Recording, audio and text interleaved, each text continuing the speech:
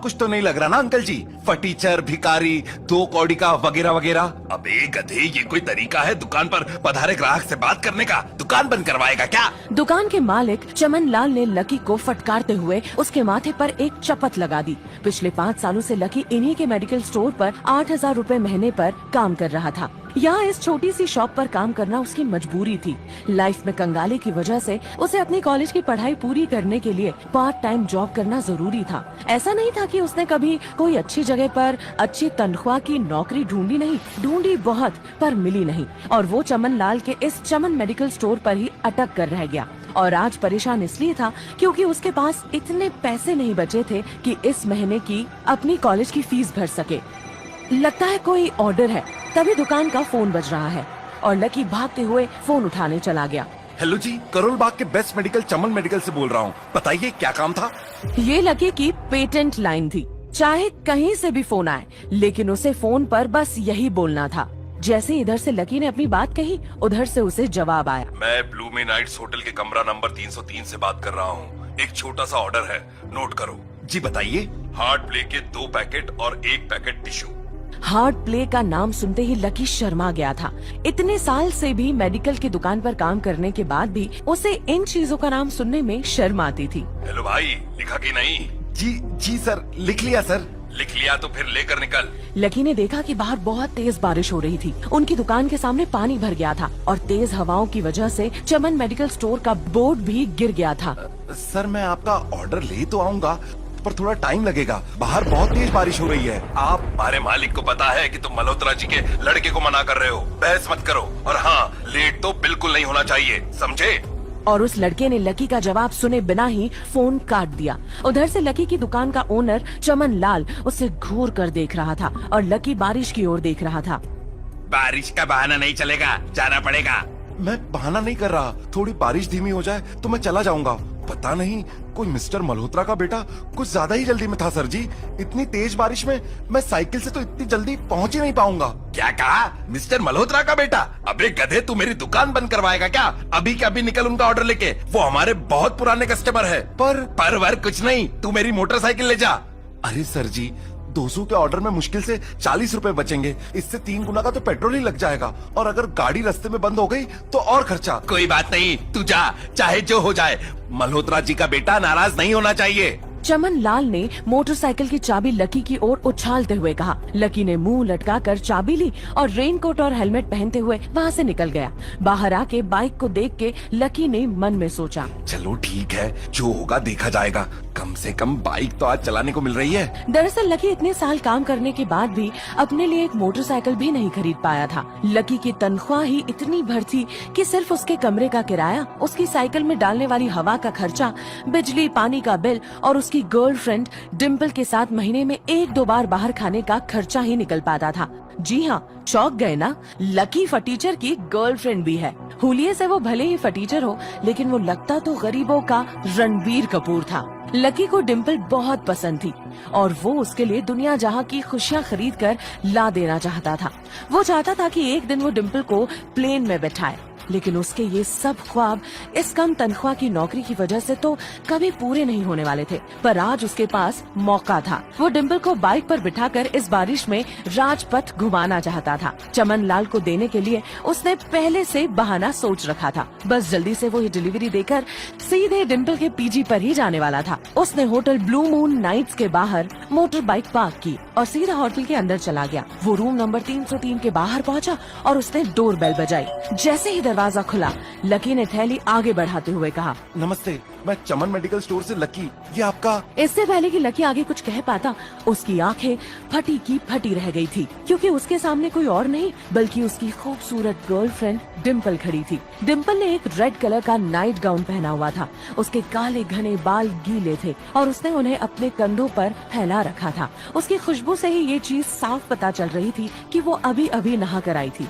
Lucky को अपनी आंखों पर विश्वास ही नहीं हो रहा था। डिम्पल, डिम्पल, तुम यहाँ क्या कर रही हो? तुम यहाँ क्या मेरा पीछा करते हुए आए हो? डिम्पल को भी उम्मीद नहीं थी कि लकी यहाँ तक आ जाएगा। डिम्पल बेबी, क्या हो गया? किससे बात कर रही हो? अचानक से एक गबरू जवान सा लड़का दरवाजे के पास आकर खड़ा हो गया था। उसने बाथरोब पहना हुआ था। लकी उसे देखते ही पहचान गया। लकी जिस कॉलेज में पढ़ता था, राहुल और डिम्पल भी उसी में पढ़ते थे और वो कॉलेज राहुल के फादर का ही था। राहुल डिम्पल पर बहुत लाइन मारता था। लकी ने 1-2 बार राहुल को डिम्पल से दूर रहने के लिए भी कहा था, लेकिन राहुल कभी सुधरा नहीं। साले राहुल के बच्चे, तेरी हिम्मत कैसे हुई मेरी डिम्पल को हाथ लगाने की? लकी राहुल को इस वक्त इतना बुरा पीटना चाहता था जिसकी कोई हद नहीं थी। इससे पहले कि वो आगे बढ़ता, डिम्पल उन दोनों के बीच में आ गई। रुक जाओ। डिम्पल के पास भी छुपाने के लिए कुछ नहीं रह गया था, इसलिए उसने लकी से कहा, लकी आज से तुम्हारा मेरा ब्रेकअप। ब्रेकअप? डिम्पल, हम पिछले 1 साल से एक दूसरे के साथ हैं और तुम हो कि मुझसे ब्रेकअप करना चाहती हो? अरे मैं तो तुम्हारे लिए नई बाइक भी लेने वाला था। चल रहने दे, आज ही याद आ रही है तुमको बाइक की। अरे तेरे पास कॉलेज की फीस भरने तक के पैसे नहीं है, तू कहाँ से लेगा बाइक? तेरी 8,000 रुपए महीने की नौकरी से ये सब नहीं होने वाला है फटीचर चंद। लोग हंसते हैं मेरे ऊपर जब मैं सरोजनी में तेरे साथ घूमती हूँ। लकी, तू आज भी सरसों का तेल लगाता है अपने बालों में। चलता फिरता मेडिकल स्टोर है तू। तेरे से हमेशा दवाइयों की बदबू आती है। मैं तेरे जैसे फटीचर गरीब के साथ नहीं रहना चाहती, इसलिए मैंने राहुल से मैचअप कर लिया है। अच्छा, तो बेबी यही है तुम्हारा वो बेकार सा एक्स बॉयफ्रेंड? राहुल डिम्पल के बगल में आकर खड़ा हो गया। फिर उसने लकी के हाथ से थैली उठाई और उसमें से हार्ट प्ले का पैकेट निकालकर उसे चिढ़ाने के लिए उसे हवा में लहराने लगा। बाप रे, इससे बदकिस्मत इंसान इस दुनिया में और कौन होगा? लकी के पास राहुल की बात का कोई जवाब नहीं था। उसने गुस्से से राहुल को देखा और अपनी हाथों की मुट्ठी भींच ली, फिर वहाँ से निकल गया। अबे पैसे तो ले जा, सब कुछ फ्री ही दे जाएगा क्या?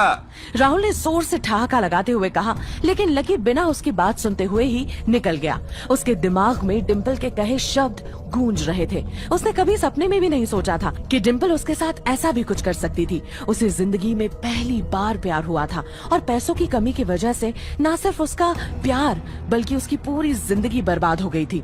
उसका दिल बुरी तरह टूट चुका था। बाहर आकर उसने ऊपर आसमान की ओर देखा और जोर से चिल्लाया, अगर इतना ही अनलक्की बनाना था तो फिर नाम लक्की क्यों रखा भगवान? लकी जैसे ही फूट कर रोने को था, तभी उसके फोन पर एक मैसेज आया। लकी ने अपना फोन निकालकर उस मैसेज को जैसे ही पढ़ना शुरू किया, उसके आंसू हंसी में बदल गए और वो जोर जोर से वही सड़क पर नाचने लगा। उस मैसेज में लिखा था, परिवार के रिसर्च और परिवार के निर्णय के हिसाब से अग्रवाल परिवार का वारिस लक्ष्मण लाल अग्रवाल उर्फ लकी ने गरीबी अभ्यास की परीक्षा को पास कर लिया है और आज से ही वो उस जमीन और उस जायदाद का मालिक हो जाएगा जो परिवार ने उसके नाम कर रखी थी।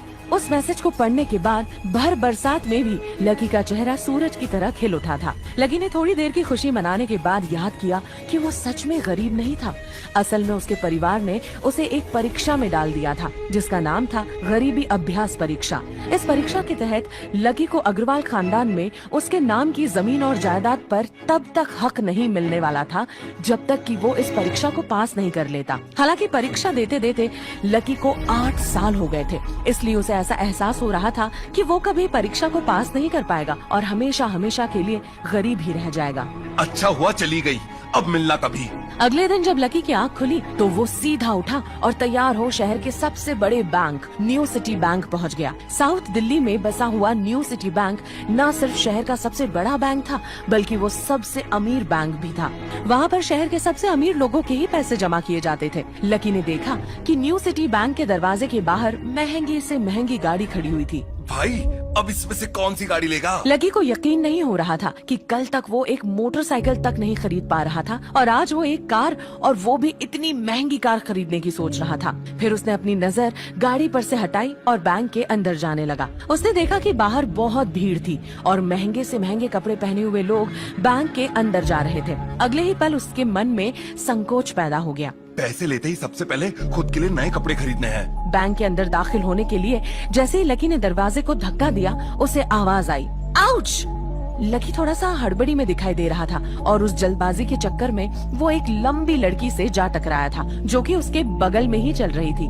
माफ करना, मैं आपको देख नहीं पाया। लकी ने जब उसे देखा तो उसके होश उड़ गए। उसके लंबे बाल बहुत ही खूबसूरत थे और उसका चेहरा गोल था। उसकी आंखें भूरे रंग की थी। वो बहुत पैसे वाली लग रही थी और जब उस लड़की ने लकी के बदरंग कपड़ों और उसके हुलिये को देखा तो उसने अपनी नाक बोए सिकोड़ ली। क्यों नहीं देख पाए? मैं क्या ट्रांसपेरेंट हूँ? तुम्हें इतनी बड़ी लड़की दिखाई नहीं देती? इससे पहले की बात आगे बढ़ती, उस लड़की ने देखा कि इस बैंक की मैनेजर यास्मीन पटेल उन दोनों की ओर बढ़ी चली आ रही थी। उसने भी लकी को देखकर वैसे ही शक्ल बनाई थी जैसी शक्ल उस लंबी लड़की ने बनाई थी। I am so sorry Koyal madam, आपको कहीं लगी तो नहीं? यास्मीन ने उस लड़की से पूछा और फिर घिन भरी नजरों से लकी को ऊपर से नीचे तक घूरने लगी। क्या आप मुझे बता सकते हैं कि आप यहाँ पर किस काम से आए हैं? हाँ, मैं वो अपना पैसा निकालने के लिए आया था। पैसा निकालने के लिए आए हैं? हाँ, तो फिर क्या आपके पास यहाँ का कार्ड है? न्यू सिटी बैंक का कार्ड हासिल करना एक बहुत ही मुश्किल काम था। अगर किसी को भी उस बैंक का कार्ड लेना था तो सबसे पहले उस आदमी को अपने खाते में 5 लाख रुपए पहले से जमा करवा कर रखने पड़ते थे, तब जाकर उसे कहीं कार्ड मिलता था। लेकिन लकी तो यहाँ पहली बार ही आया था, इसलिए उसके पास कार्ड होने की कोई संभावना नहीं थी। लकी इधर उधर देखने लगा। यास्मीन समझ गई कि ये लड़का कोई पागल है जो कहीं झोपड़पट्टी से यहाँ आ गया है। मैं पूछ रही हूँ, क्या आपके पास कार्ड है? नहीं। जैसे उस लंबे बालों वाली लड़की ने लकी का जवाब सुना तो वो खिलखिलाकर हंस